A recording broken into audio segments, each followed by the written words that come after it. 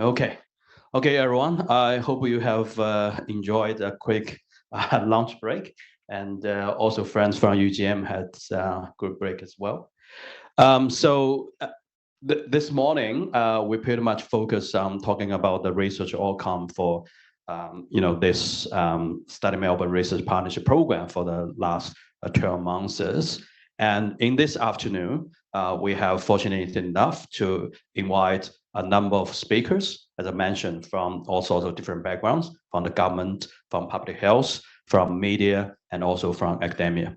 Okay, we'll start with the two invited talks based in Indonesia, and then we'll have other three online speakers for the second session.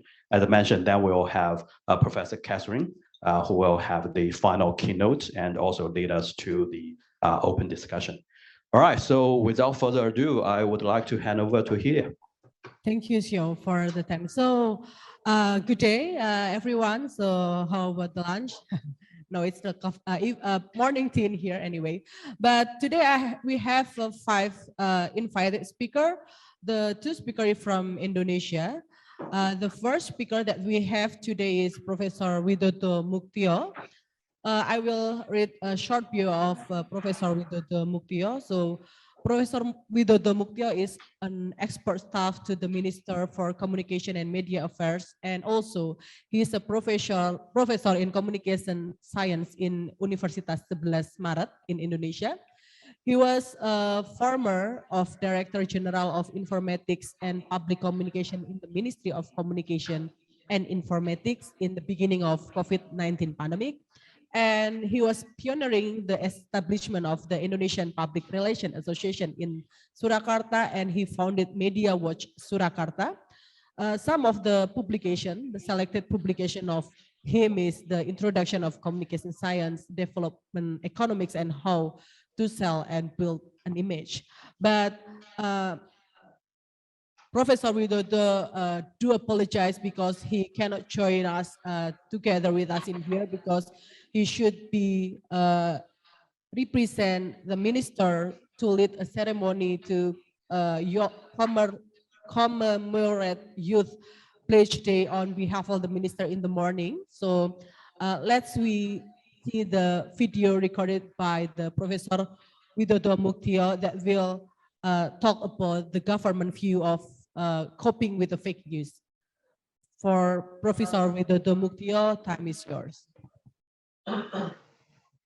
Assalamualaikum warahmatullahi wabarakatuh. Good morning, everyone. Nice to meet you.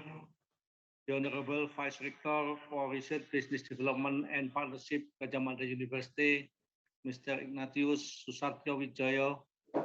The Honorable Deputy Vice Chancellor of Deakin University, Prof. Julie Owens. The Head of the Department of Mechanical Engineering and Industry, Faculty of Engineering, Gadjah Mada University, Professor Budi Hartono, and all speakers and participants of Gadjah Mada University Deakin Research Joint Workshop. Nice to meet you, all of you. Let me start about acceleration of digital transformation and communication civilization. The Minister of Communication and Information Technology, or Kominfo, of the Republic of Indonesia have two areas of duty. One is the field of communication, like message and information produced, and the second, informatics, in the form of infrastructure in various forms. The task is carried out from upstream to downstream so that it has an impact on various fields of life, such as the economic, political, socio-cultural fields, and also play a role in building a more advanced civilization of society. During the COVID-19 pandemic, President Joko Widodo gave 5 directions on acceleration digital transformation. Number 1, acceleration the expansion of access and improvement of digital infrastructure and provision of internet services. Two, preparation of a digital transformation roadmap in strategic sector, both in government sector, public sector, and also education, health, and others.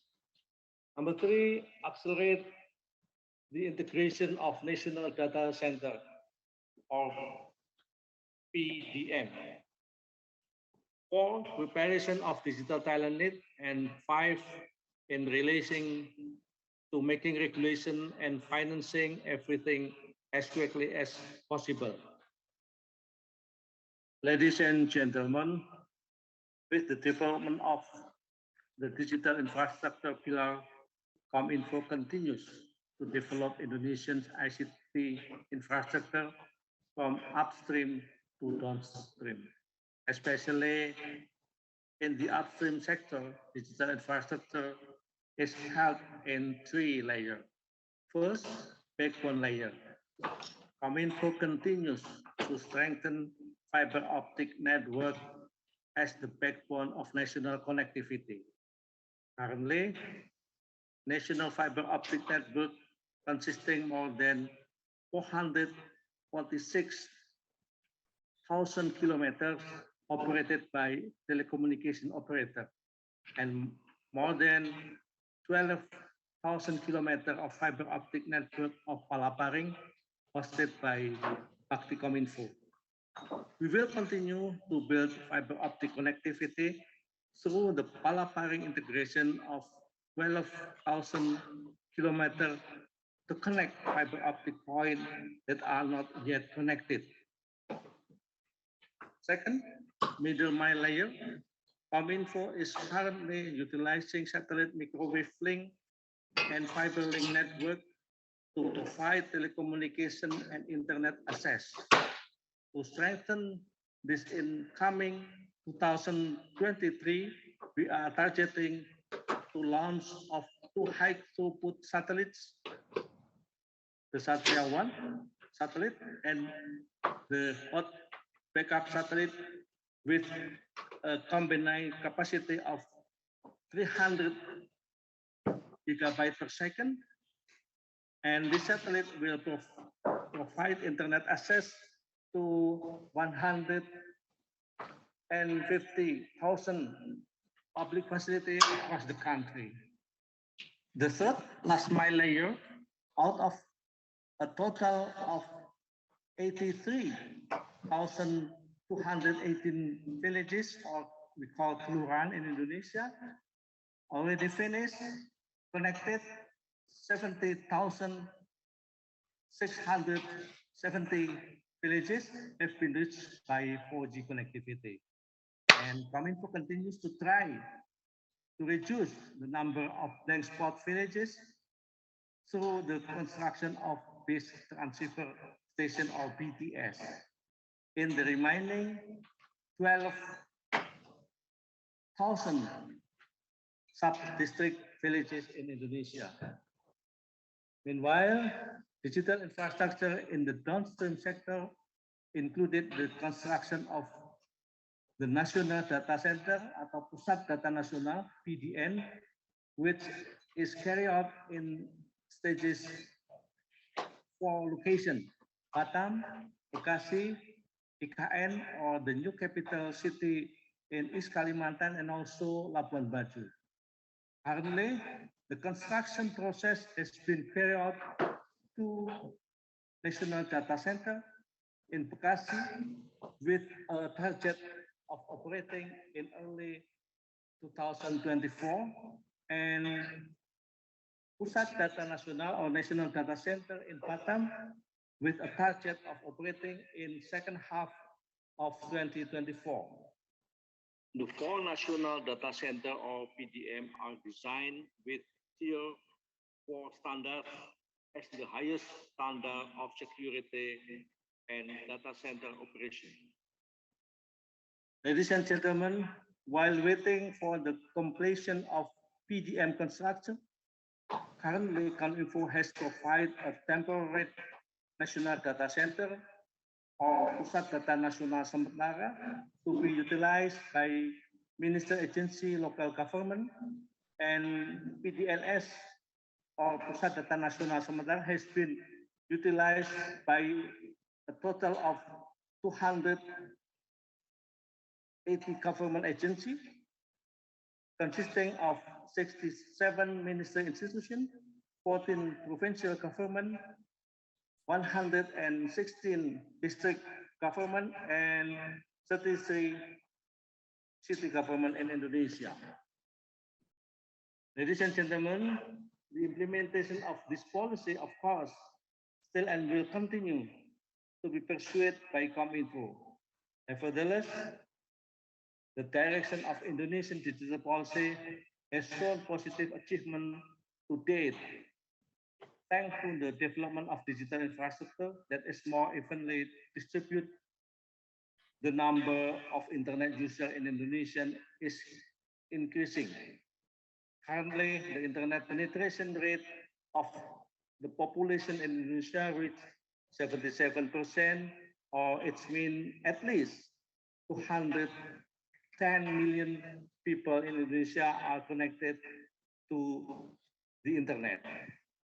Ladies and gentlemen, in this digital economy aspect, we also need to be proud because Indonesia already has 2 Decacorn, 10 unicorn, and around 2,380 national digital startups in various fields such as e-commerce, ride hailing, health technology, education technology, to financial technology, and etc. We also, thanks to the collaboration of various stakeholders, around 19 small and medium enterprises, or UMKM we call in Indonesia, have now joined various digital platforms. In Indonesia, small medium enterprise contribute 61% of GDP in 2021, and therefore the backbone of economy in Indonesia.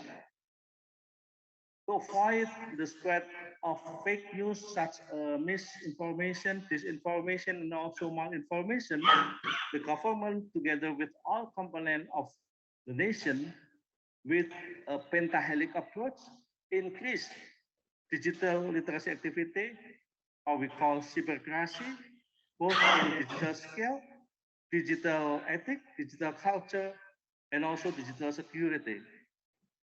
And opening the widest possible channel to check and clarify information in social media, we also open and we have full cyber drone and monitoring 24 hours per day on existing information. And if it violates ethic, social norm, and the like, so the account will be taken down and take action if it violates the law has been regulated by Indonesian nation. Ladies and gentlemen, technological progress needs to be followed by a new awareness of the community about the importance of digital era, which is based on value and ethics based on ideology of the Indonesian nation. Its name Pancasila. We believe that politeness in surfing in the era of social media will be a reference for the quality of the nation's civilization, which is expected to be more advanced, modern, and civilized. For support digital society, we have slogan Indonesia is connected, more digital, more advanced. Thank you for your attention. Wassalamualaikum warahmatullahi wabarakatuh. Okay. Thank you for Prof. Widodo, but we don't have any Q&A in that session because Prof. Widodo is not here. But today we have the in-person that come from Jakarta to Yogyakarta at this morning in Indonesia. we have Miss Mutiara Anissa. She is the science communicator, founder of Pandemic Talks Indonesia. So Mutiara is passionate about educating and communicating science. Mutiara actively talks about COVID-19 pandemic through social media, pandemic talks. And without further ado, maybe we can go to Mutiara. Morning, Miss Mutiara.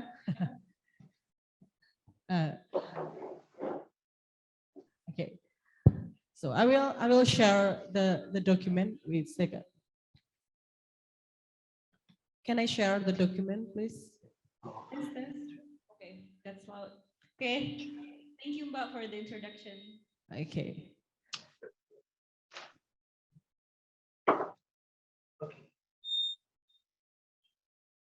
Okay, so good morning, everyone in Jogja. Good morning, kakak-kakak, adik-adik, and good afternoon for those of you who are in Melbourne, Australia. So let me just introduce myself first. My name is Mutiara Anissa. People usually call me Mutiara. I also teach in the university, but for a biomedical science subject. And people usually call me Miss Muti. So choose whatever you like. You can call me Ibu, Miss, Kakak. Anything is fine. Okay, but today I'm actually going to talk to you about pandemic talks. So pandemic talks is something that I initiated with two of my friends earlier in the pandemic. And what it is actually an Indonesian COVID-19 information platform. So let me ask you first, anyone follows pandemic talk? Raise your hand. No? Okay, just raise your hand so I can count. Okay, so how many of you that have an Instagram account? Anyone have an Instagram account? Yes, right? Okay. So I'm quite sad that you guys didn't follow it. So please follow them if you like. You can unfollow them later once you feel like it's not really useful. But because we're still in the pandemic, I think it's going to be still quite okay. Okay, so basically, Pandemic Talks is a social media account that talks about COVID-19. So nowadays, we talk about numerous things about healthcare, about the new acute liver failures that's happening with Indonesian children, and so many other issues. Well, currently, we're actually very proud that we have reached 420 followers within 2 years. I know it's not much when you compare it to Mbak Wong or Raffi Ahmad, of course, right? But being a platform that educates the people about pandemic or about healthcare, about social issues that are quite challenging and quite risky, it is basically something that we're quite proud of. So hopefully we will reach 1 million. I don't know, maybe we will have to, make a vlog about something like Baim Wong, but we will see. Next. Okay, so something about us. Well, we created Pandemic Talk in April 2020. So just 1 month after the pandemic started, we initiated Pandemic Talks. So basically, we discusses and analyze COVID-19 pandemic crisis in Indonesia. And know that Indonesian people, they don't really like science. They don't really like long text or something that's heavy. So we wanted to make sure that we present this science and social news stories in a more accessible manner. And so we try to give really creative visuals, we give really interesting storytelling, and we wanted to make sure that everything that we make is relatable to the Indonesian community. Okay, so right now we have 400 something followers, and most of our followers are located in Jakarta. I know we don't have a lot in Yogyakarta, so I think we need to tap more and try to reach out our friends in Yogyakarta. And most of our followers is actually women. We have a lot of ibu-ibu following, and we have a lot of ibu-ibu commenting as well. Jadi suka ada perang ibu-ibu gitu ya di comment section. And the age the majority is 25 to 34 years old. And on the right side, I have a few pictures. So on the first day that our health minister, Pak BGS and Pak Dante became appointed minister, we were among the first to meet them. So they see us, and they wanted to ask from the basically media point of view, and they asked us what are actually the inputs in terms of communicating the risks in terms of the pandemic and what they should do. So we are quite proud because we also get what is it called? Best New Media in Reporting COVID-19 Pandemic.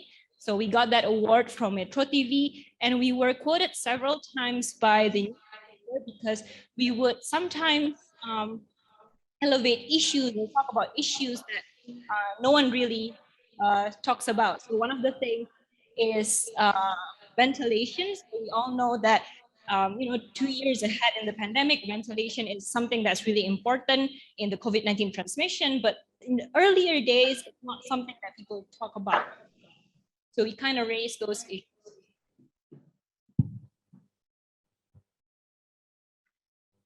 Okay, so the unfolding of the COVID-19 pandemic basically demonstrates that the spread of misinformation, and especially amplified in social media, it kind of make that this hoaxes and fake news, it's kind of more scary than the virus itself.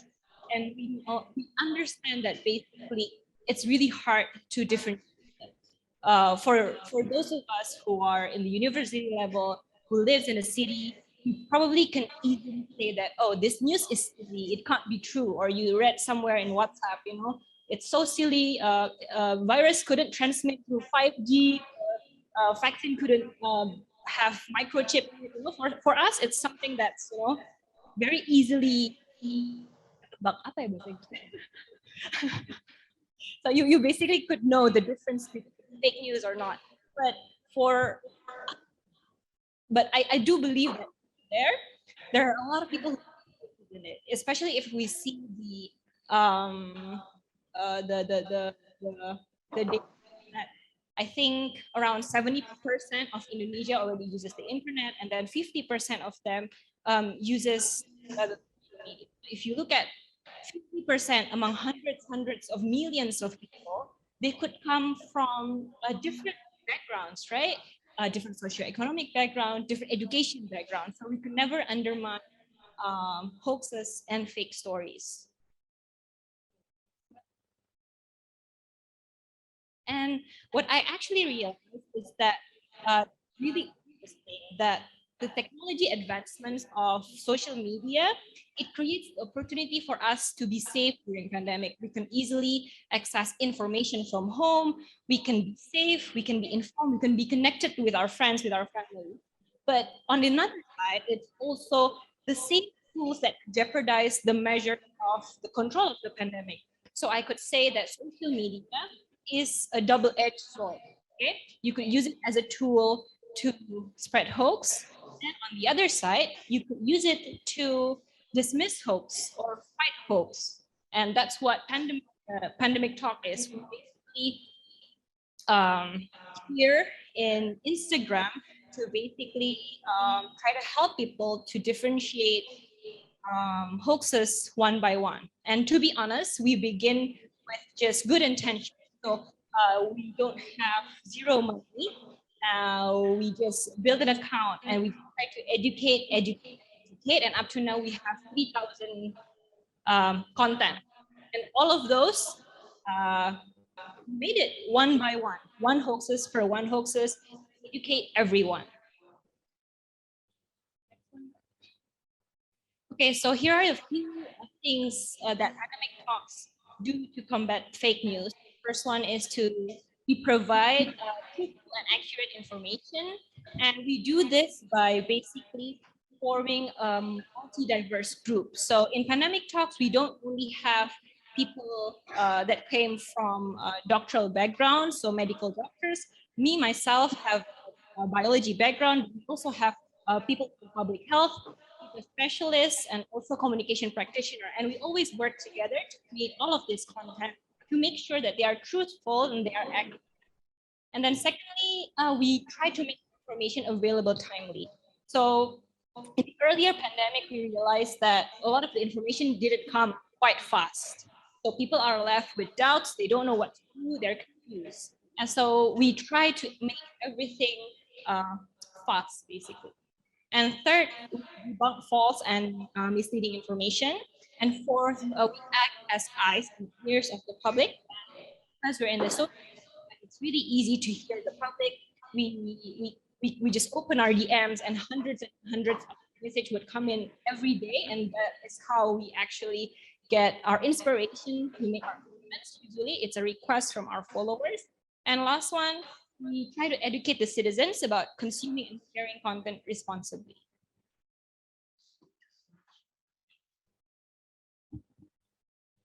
Okay, so here are several contents that we made during the pandemic, especially early on during the first year. So for those who may not be really familiar, but because I'm in the biology department, usually there are a lot of preprints paper. So basically, this ongoing information, flooding of research are going on during the pandemic. So, most of researchers around the world and trying to, help in many ways that they can. And because there are a lot of preprints paper, not all of them are reviewed. Not all of them are basically whether it's true or not. And very high demand of information. So we came into the picture and tried to provide accurate information from all of this infodemic. And we try to be as open and transparent as possible to the public. That's why sometimes take the risk. So I feel like we are brave enough to say some things like, the research is not enough about this, or more research is needed to be done, and etc. So one of the example is the vaccine, right? Kenapa saat vaksin tersedia tidak langsung menghentikan pandemi? I remember during the very early months of the pandemic, people really rely on vaccine. People believe that once the vaccine is here, we will reach herd immunity after 70% of the population is vaccinated. But look at us, 2 years later, 70% vaccinated, but no herd immunity. So very early on, we try to educate the people, basically citizens, to know that herd immunity is not possible. Herd immunity is something on theory, and we try to be as open and transparent as possible, although sometimes not always good. Okay, but you need some bravery to educate things like that. And then on the left, kok nilai CT naik turun ya. I remember, I think a few months ago after the Delta wave, when the price of PCR decreases, when it get quite cheap, people like to do what I call PCR shopping. So once you get a positive PCR test, you don't want to believe it, so you do it on other labs. You keep on doing it until you get a negative test. And some people, they feel mad. They got mad because they realized that their CT value keep on increasing and decreasing. Today, I did a test in lab A, I got 27, and then the next day, I would do it again in different lab, and I got 23. So which one is the right one? So we try to basically bridge the information gap. Sometimes it is something that couldn't be explained by the doctors, but because we have particular biologists that could really explain it one by one. And this is a few education that is not being told by the business itself, like the labs that do the PCR, they don't really educate the patient about this as well. Okay, so next one.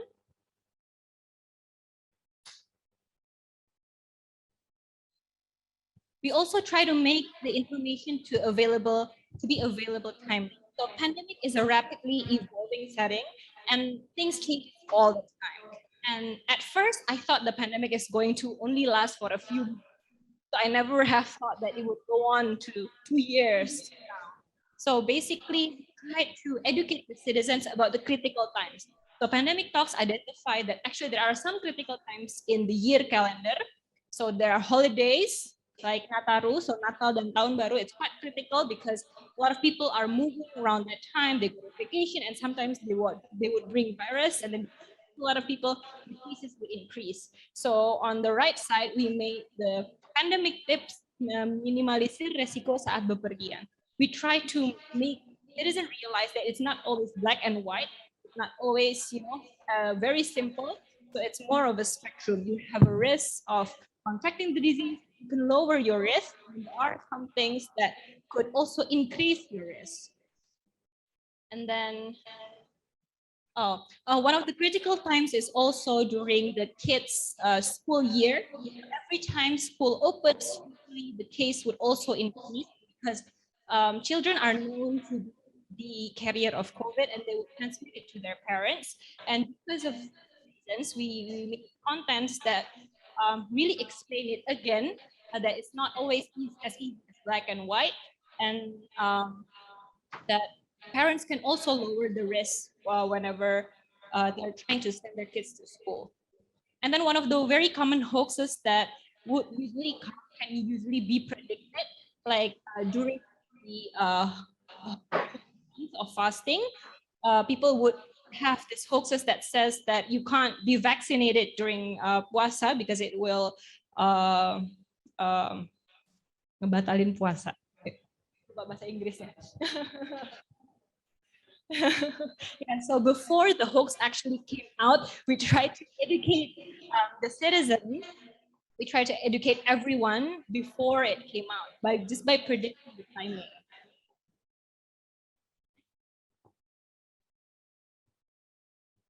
Okay, and here are a few samples of hoaxes that sounded quite silly, but I do believe that we should always try to educate them. The first one is that Omicron COVID-19 is spread by chemtrails. You must have heard this.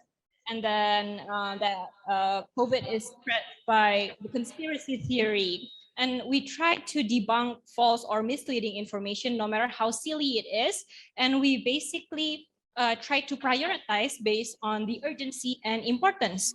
So we would see our DMs. We don't have any technology that's high tech or whatever. We manually check our DM, we read our comment sections, and then we try to see the pattern manually, what is actually the hot topics or the current hoaxes that is, people are asking about, and we will try to make that content to counter it. And it kind of work because I have seen reports where people would screenshot pandemic talks content and then they would send it to their families, their WhatsApp group, whenever there's a hoax that they're talking about in the WhatsApp group.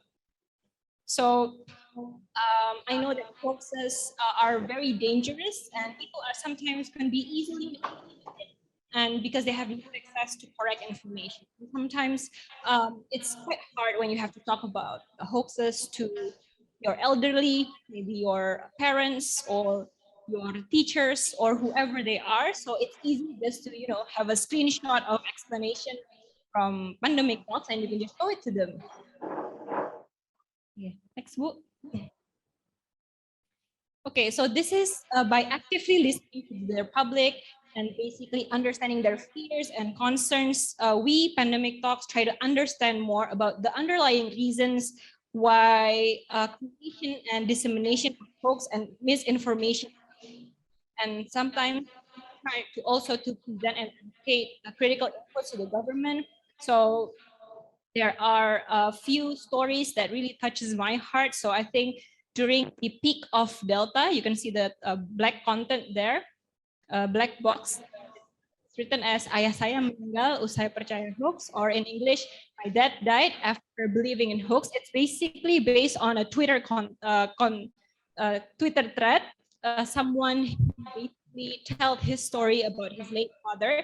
His late father doesn't want to go to the hospital, doesn't want to get the vaccine because he believed that everything is a hoax. COVID is a hoax, and because of that, his father was late to basically treated, and he lost him only after several days. So by sharing these stories, I think it's also important to combating hoax because it kind of gives the voice of people to everyone else. Not everyone could be heard, not everyone could be seen, and this kind of stories kind of shows that hoax is really, really dangerous.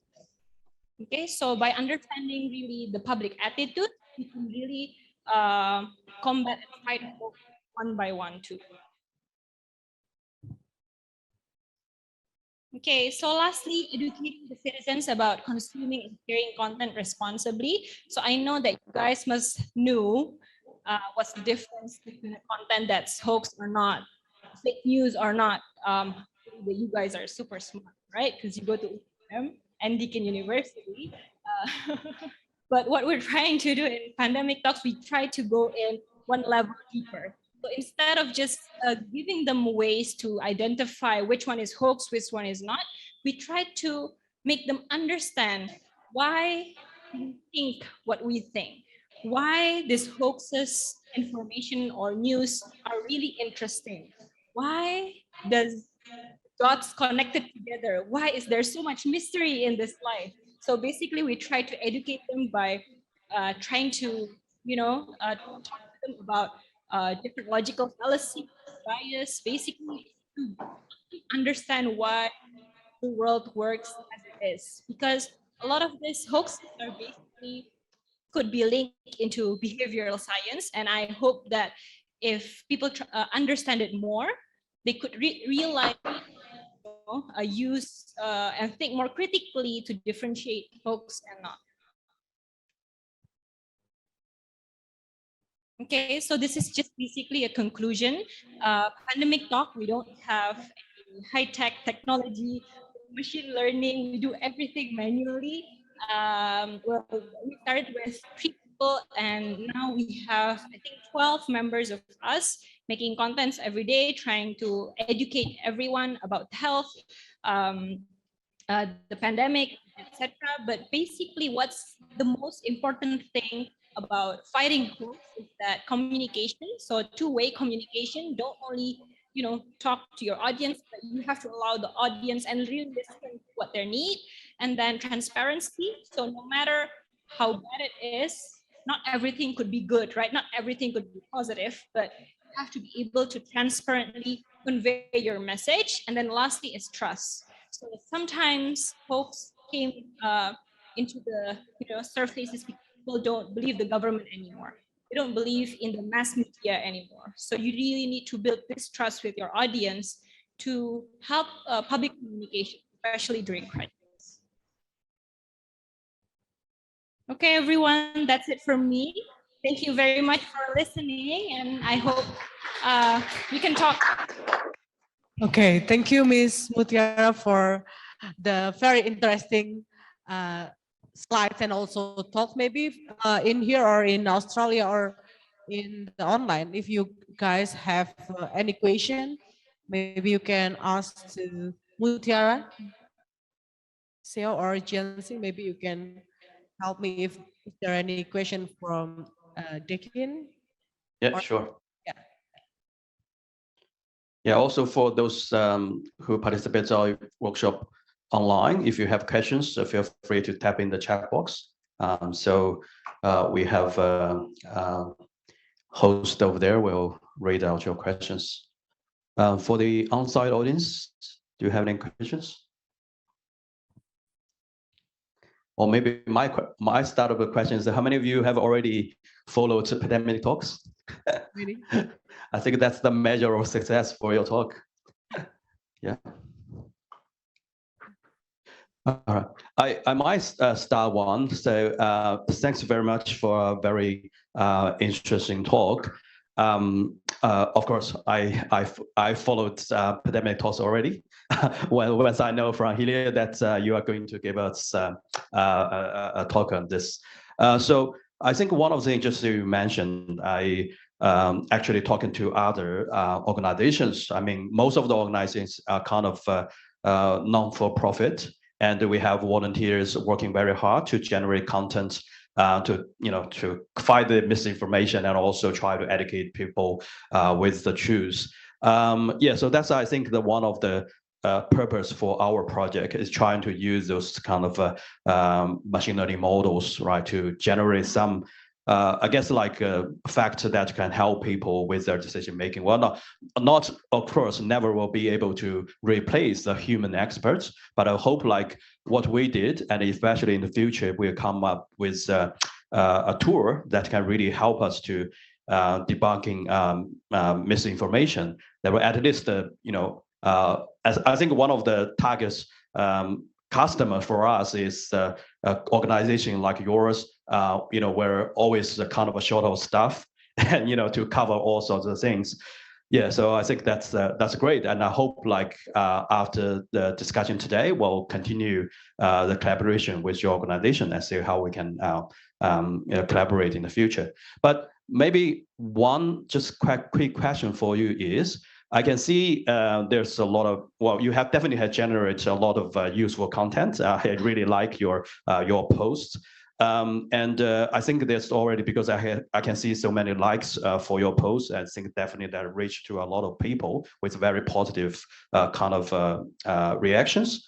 But I just want to know, because you mentioned that you have a group of people that help you to generate all the content, right? So have you ever, have the experience like some of your followers or like people actually can't reach out to you to ask for questions or ask us for things that actually help you guys to generate more kind of a target or specific topics?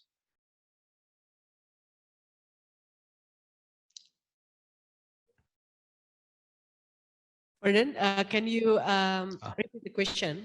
Yeah, I think my question is just to put it simple. It's like, what I want to know for your platform is like a one way, or actually you actually reach out to your followers and that have they actually provide you with some good feedback or something to help you to generate the content that you want to produce?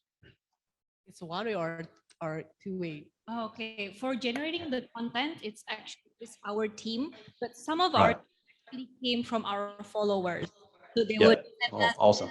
CVs, and then sometimes they would be, a data analyst. Sometimes they are in the public health sector. So all people from different types of backgrounds. Sometimes they are video editors. Sometimes they are graphic designers. So all people from all lives. So sometimes they a post and they got some inspiration. Maybe they want it to happen. They can join us. That's what usually happens. Okay, that's great. Okay, cool. Anyone question? But maybe because we run out, maybe our schedule is 10:20. But before I close this speaker from Indonesia, I have a last question maybe for Mutiara, Miss Mutiara. So, is there what is the most hardest fake news that you cope, and how to treat it? Is there any special treatment for the hardest fake news that you already have? Okay, so with fake news, sometimes we have to differentiate news based on whether it's post-truth or before truth, right? Sometimes the most confusing one is because we simply don't know what the answer is. So for example, there has been some reports, people assumes that hospitals in Indonesia, they try to make the patient into COVID positive. So that is something that we don't have the answer to. And those are some of the doubts that a lot of people have. Nobody has proof in it. So trying to tell people that, let's just focus on combating the virus, preventing the spread is quite hard when people don't trust the capability or the reliability of this gossips that's spreading out. So those types of news is actually the hardest one, and most of the time we don't know what to say. Okay, thank you, Mutiara. If there is no question, maybe we can give applause once again to Miss Mutiara. Once again, thank you for Miss Mutiara from Jakarta to here just to meet all of you guys in Indonesia and also in Deakin. Thank you for having me. Okay, I will pass and hand over the session to Jiansing for the next invited speaker. Time is yours. Okay, thank you, Heya. Thank you, Taya, for your great talk. Thank you. So next, and we would like to invite our next keynote speakers, Dr. Siqing Wang. And Siqing is coming from the University of Toyooka, where she is doing research fellow. Previously, He also worked in Australia from the University of Queensland, and her research topic covered the geo information system, geo information science, and the spatial data analysis and the visualization. So next, I would like to hand over to Siqing for your great talk. Thank you. Yeah, and we can see your slides. You can unmute. You are muted. Hello? Yeah, we can hear. Yeah, that's Okay, great. Great. Okay. Yeah, so in the very beginning, thank you very much for inviting me to join this excellent workshop. I think let's probably go back to the beginning.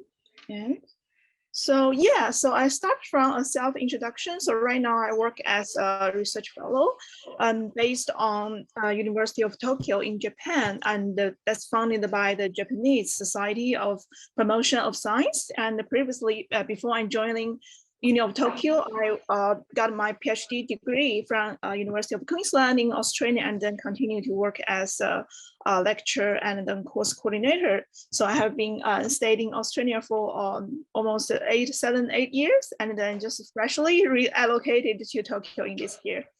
Yeah, so great. So today's topics will be largely relevant to the main topic of this whole workshop, that is social media data. So my topic is about people as sensors, the premise of using social media data in the computational social science study. So in the very beginning, I would like to first introduce briefly about the research team, that the working environment, the whole team that I have been working closely in the past several years. So basically, our team is called Spatial Data Lab, which is affiliated to the Center of Geographic Analysis, Harvard University. And so Spatial Data Lab was founded actually in the middle of 2020, just right after the outbreak of the COVID-19.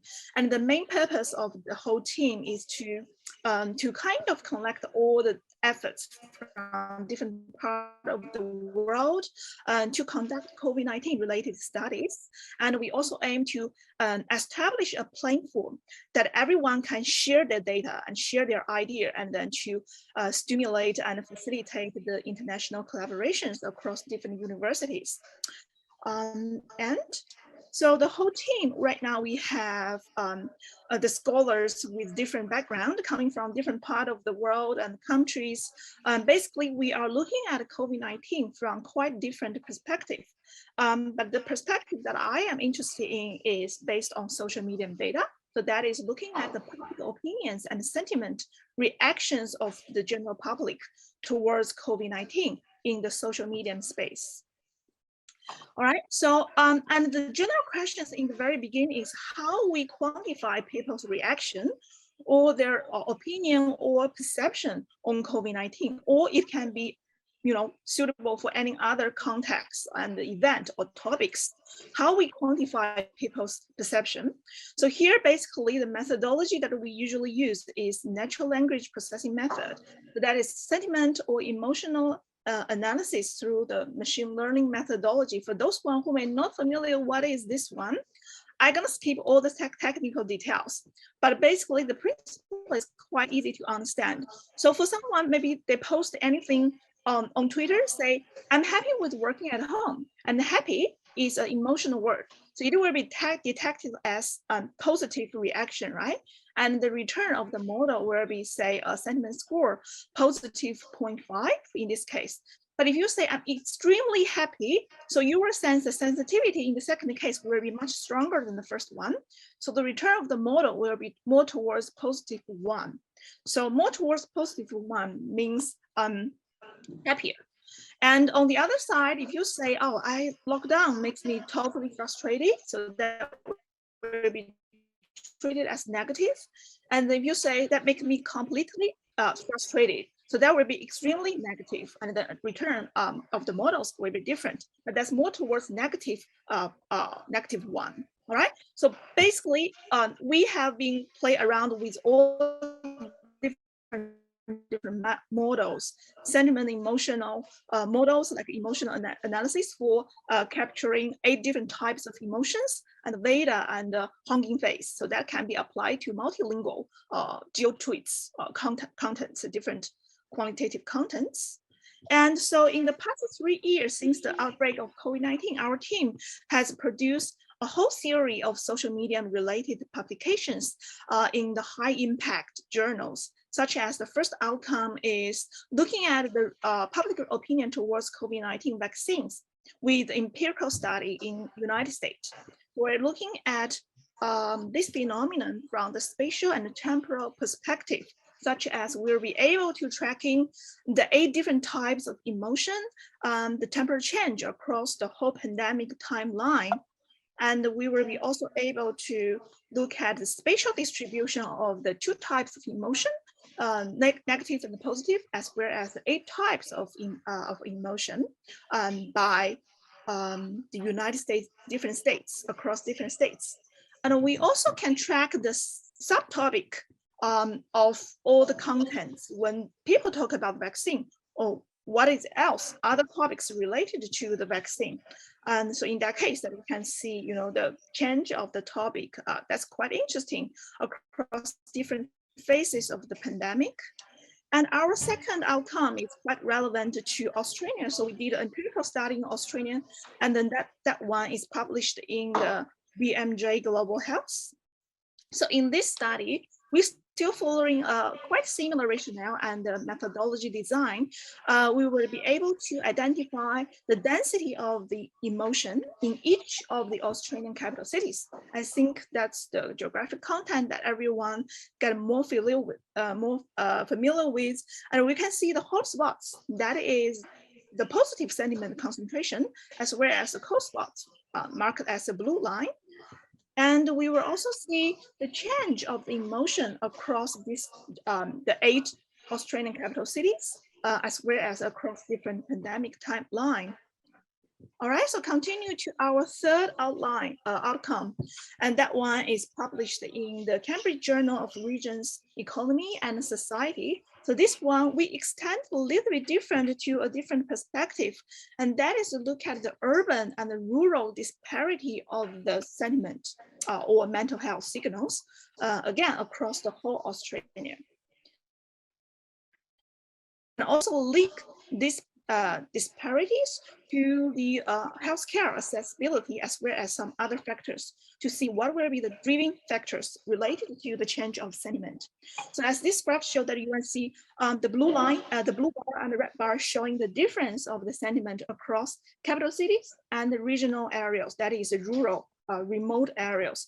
So you will see there's a substantial difference in between rural and urban, and as well as the difference across rural and urban for the 8 types of emotion, that we can also see the change in across these different types of space. All right, so quite recently, in the middle of this year, we think about, oh, how, why not expand our study area to global size, to you know, include all the 200 something countries in the world. And so that comes to our fourth income, and that right now it's under the review of JG. And then in this case, we extended our study content to 217 countries, and including 67 different languages in this case. So there are quite interesting result outcomes here.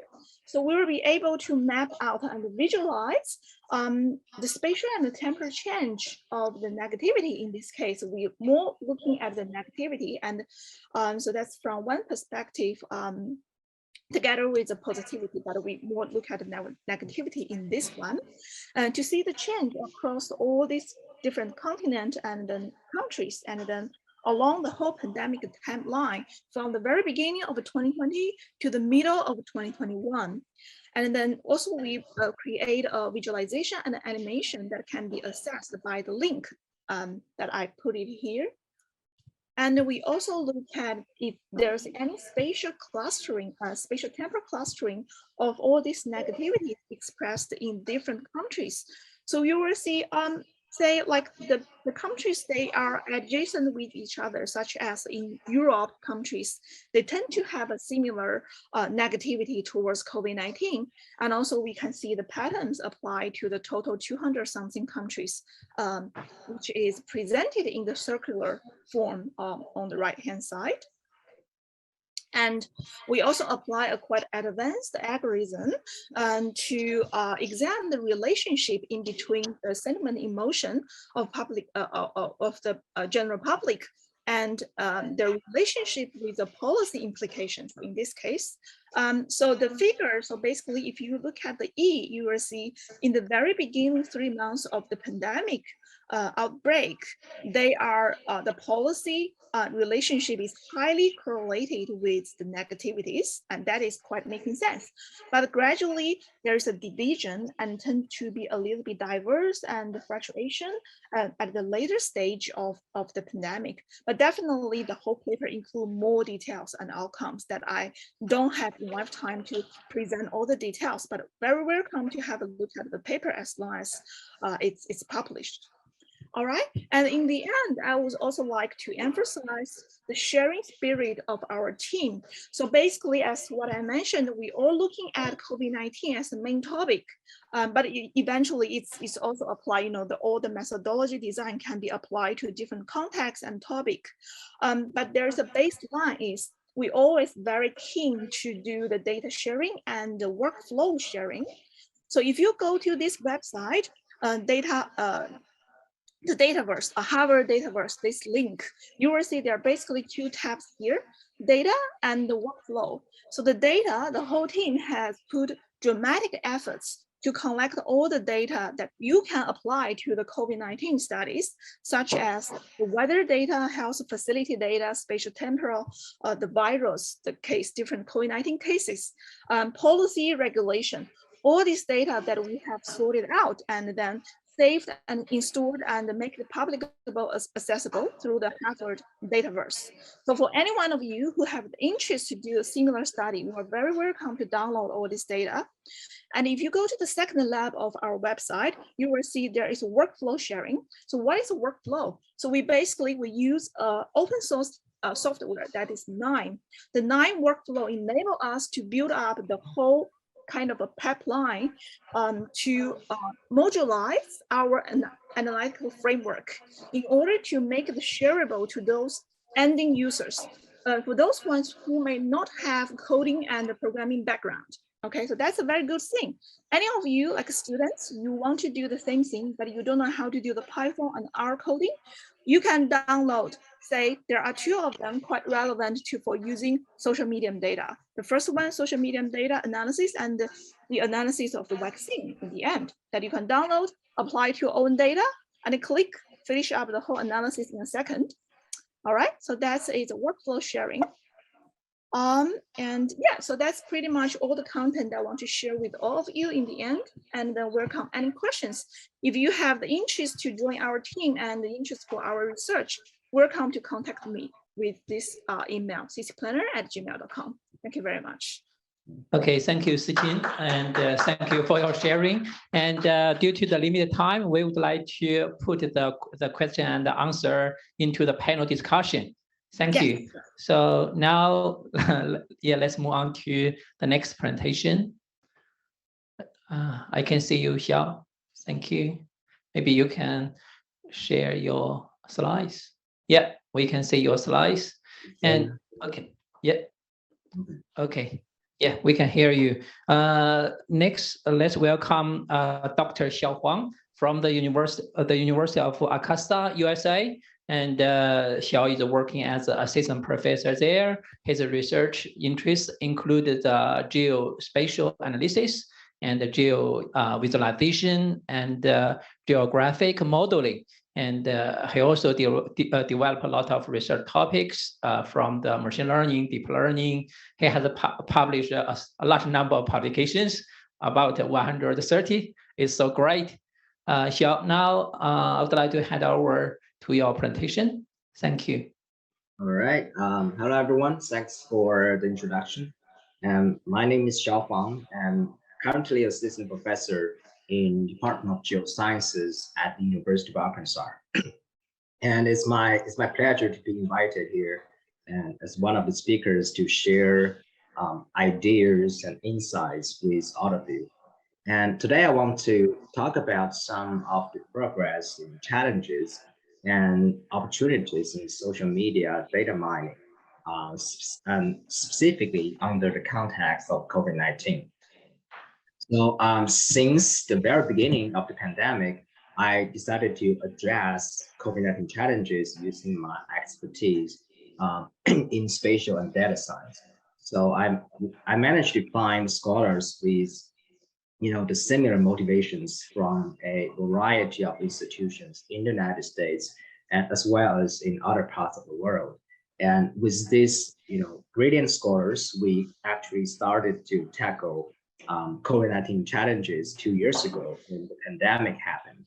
And since then, we have investigated its impact from a variety of perspectives.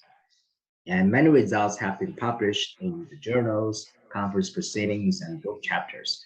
And one of the major directions of our research team is social media data mining, where we kind of, leverage social media records to handle a variety of challenges that include negative sentiments, vaccination preference, risk perceptions, and human mobility. And several months ago, we published a review article in the International Journal of Applied Earth Observation and Geoinformation. And this article has the same title as this presentation, where we review the essential features of publicly available COVID-19 related social media data archive and discuss the challenges in social media analytics associated with the potential impacts on derived COVID-19 findings, and presents the visions for the possible pathways regarding social media-based investigation on COVID-19 and other public health emergencies. We group existing studies into 6 categories. And the first category is early warning and detection. The real-time information from a massive sensor network consisting of millions of social media users actually provides timely situational awareness for us to understand the early warning signs of an upcoming hotspot cases, right? And we noticed that many spatial and temporal hotspot analysis using social media has been conducted by scholars to identify or predict the hotspot cases. The second category is human mobility monitoring. When coupled with geoinformation and social media data actually allows human-place interactions to be monitored in an active and less privacy concerning manner, which can assist or largely assist decision-making. And one of the work from our team is to use geotagged social media data around the world and to understand how people respond to travel restrictions and stay-at-home orders. The third category is communication and information conveying. During the pandemic, we noticed that social media becomes a crucial tool for institutions to disseminate information, foster connections, and manage crises. And some vaccination companies use social media to promote their products, and governmental officials use social media to update information about the restricting orders. And another category is public attitudes and emotions. I think the previous presenter, Dr. Wang, has talked about this a lot. We have seen that many efforts have been made to analyze public awareness, opinions, or mental health signals from social media posts. And many of the findings greatly support a variety of decision-making process. Information and misinformation is another category. I remember the WHO director once said, we're not just fighting an epidemic, we're fighting an infodemic as well. And many scholars have explored the possibility of identifying the misinformation from social media posts and understand how such information, or especially misinformation, is disseminated in the social media space. And this direction actually has become a hot research trend in data science. The final category we summarize is hatred and violence. We notice an increasing number of studies that focus on hateful language in social media, followed by prejudice and discriminatory acts against minority, particularly the Asian and Asian American population. And this happened most during the early phase of the pandemic, but we observed the continuation of such trend, such hatred and violence. And scholars around the world are actually tackling this issue. So we have seen many studies that focus on this direction. And by summarizing studies across these categories, we hope to provide an overview of the progress of social media data mining during the pandemic. And in this article, we also point out some challenges and issues we have reviewed, in articles we have reviewed.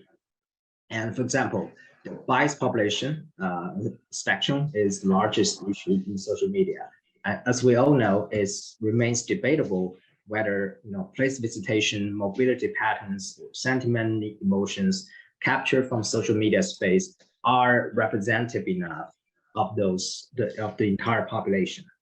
And we need to acknowledge that what we capture using social media are just the behaviors of their users. And another notable challenge is multilingual posts in the social media space, which actually produces uncertainties towards contextual understanding and interpretation. We believe that the potential biases in extracting and quantifying sentiment emotions across different languages still deserve further exploration, further investigation. And posting sensitive is another issue in social media data, because we believe that human mobility patterns or sentiments extracted from social media space are kind of biased representation, because social media posting can be triggered by news or events. And actually, many studies found that a very large percentage of social media posts are actually triggered by events. And for example, when we visit a very beautiful place, we tend to take pictures and post them online, right? But when we visit normal or just regular places, we won't do anything about it. So the things we capture from social media can be a twisted reality. And this might be a huge concern for certain studies. And the fourth challenge is the posting accuracy and the positioning accuracy. As we all know, the levels to which social media can be geotagged vary greatly, and depending on the social media platform's terms of usage and users' specific settings. And this can pose challenges to studies that prefer a certain geolocational accuracy for social media posts. For example, the studies that use using social media to determine human mobility patterns. And this type of study require accurate location information, and many social media platforms cannot provide such data. Another issue is the uncertainties in sentiment analysis and emotions from social media posts. And even though we can use advanced, natural language processing techniques, we need to acknowledge the relatively less consistency and lower performances for the languages that are less spoken. And also, we have seen some inconsistency in terms of sentiment when people express sarcasm or use emojis. And even the most advanced natural language processing models may fail to quantify emotions in certain cases.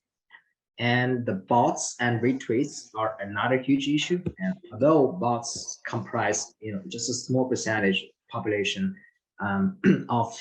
compared to authentic human users, but information from bots can contaminate our data. And however, we have yet to find an efficient and effective approach to identify the bots in social media.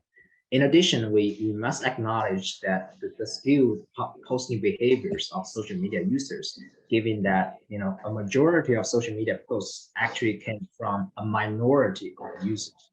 And it means that our analysis of a fraction of social media posts is likely to be skewed towards a small subset of users. So the final challenge we've identified in our review article is the data sharing issue. And we noticed that existing COVID-19 social media data archive often lacks of standard metadata, consistent documentation, and sustainable claims. And we argue that the current practice of social media data sharing needs to be coherent and universally agreed upon so that we can benefit not only the future COVID-19 studies, but other future public health emergencies. And by pointing out these challenges, our review article, actually in this review article, we hope future studies can help address those challenges and push forward the social media analytics under scenarios of health emergencies. And finally, I want to acknowledge the co-authors of this work. And we have scholars from, I think, 13 institutions across the world who contribute to this work. And we'll continue to explore novel applications of social media in decision-making for not just COVID-19 pandemic, but for other disruptive events. All right, that's all I want to share today. Thank you very much. Okay, thank you, Xiao. Thank you. Thank you for sharing. It's very interesting about the minority learning from the social media data. So we would like to have the panel discussion later from the 3 p.m. So maybe, and we would like to move to the next presentation. Thank you. Yeah, okay. Chun Yang, I think you are online. Yeah, I'm here. Yeah, would you like to start to share your slides? I think, Xiao, you need to okay. share first. Yeah, okay, it's good.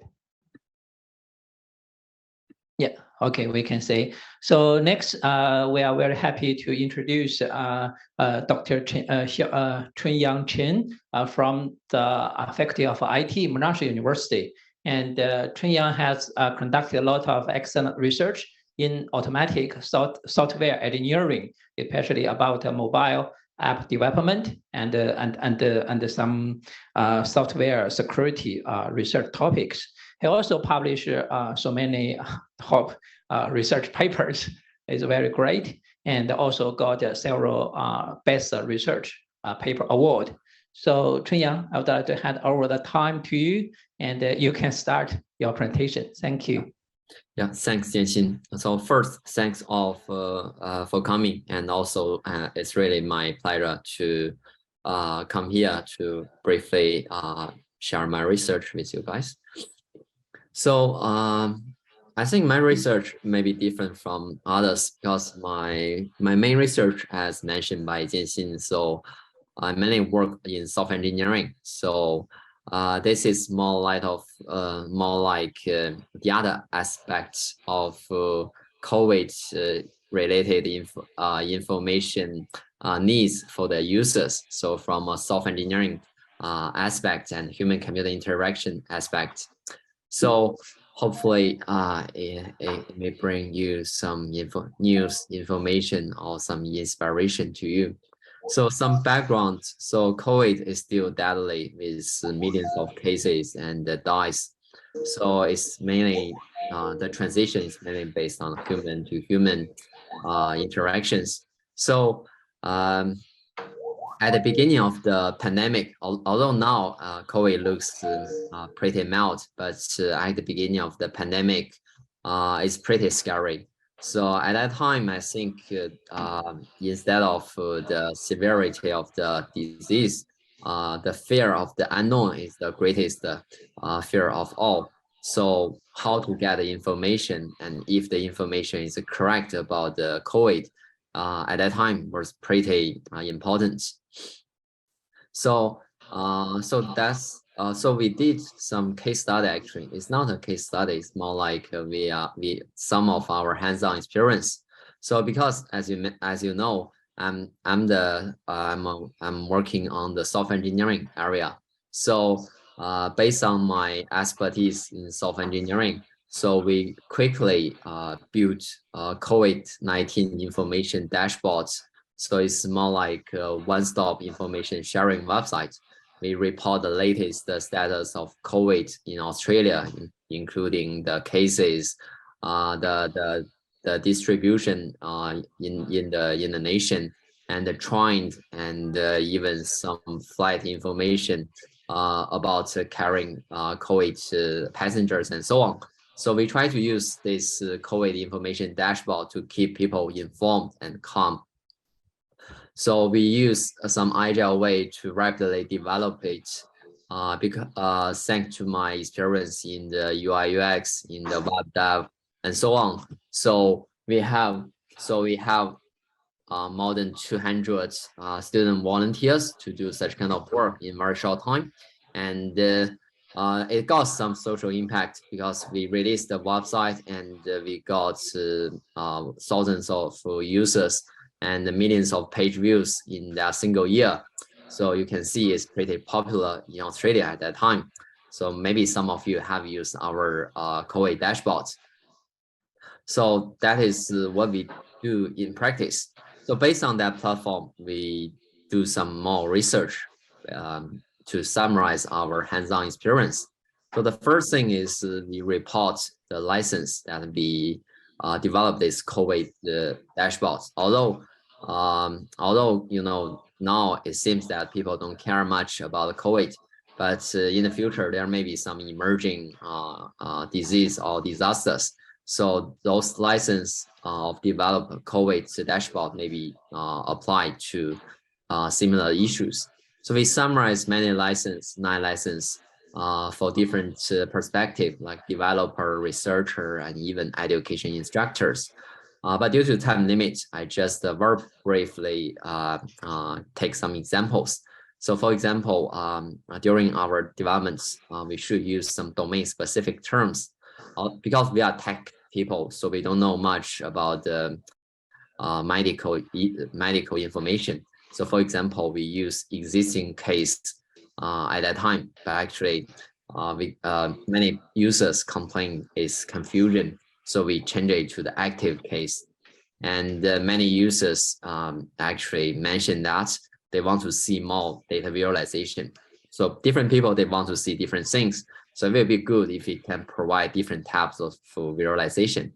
And because as I mentioned, we leverage the students in the university as the volunteer to develop it. So actually students at that time, they also benefit from this development because they feel, okay, they are working in a group, so they got some support from each other. So maybe it is also a good opportunity for the education instructors. So we published that work in ICSI social society track. And then, okay, we do some further study because we find, okay, there are many COVID information dashboards around the world since the pandemic. For example, the GHU got one, WHO got one, or there are also some Chinese or some other country-specific dashboards. So I guess some of you at least have seen one or several dashboards during the last 3 years. So we try to do some empirical study to see, okay, what are the user information needs in those dashboards. So we compile a list of research questions, like we want to know, okay, what are their information needs, and so current existing dashboard, what information do they provide, and there are many visualization in those dashboards. Okay, so how should the information be visualized, and what are the user views on the current dashboard? So I just put the answer for the first 2 questions due to the time limit, just to give you some inspiration.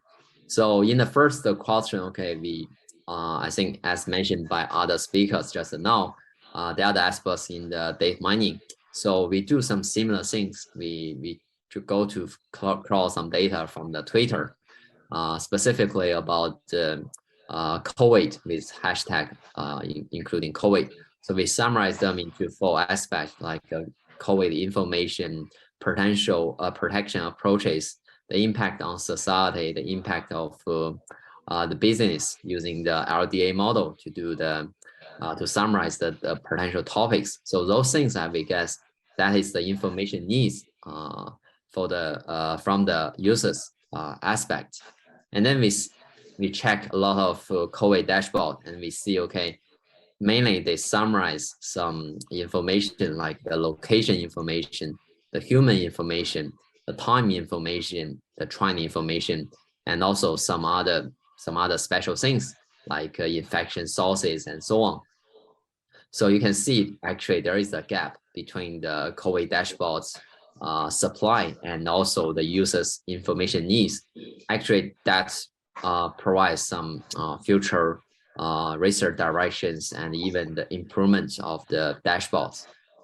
And the last work is, okay, so since there are so many dashboards, though they provide some information, but you know, the elderly, the older people, actually, they are more vulnerable to the COVID than our normal people.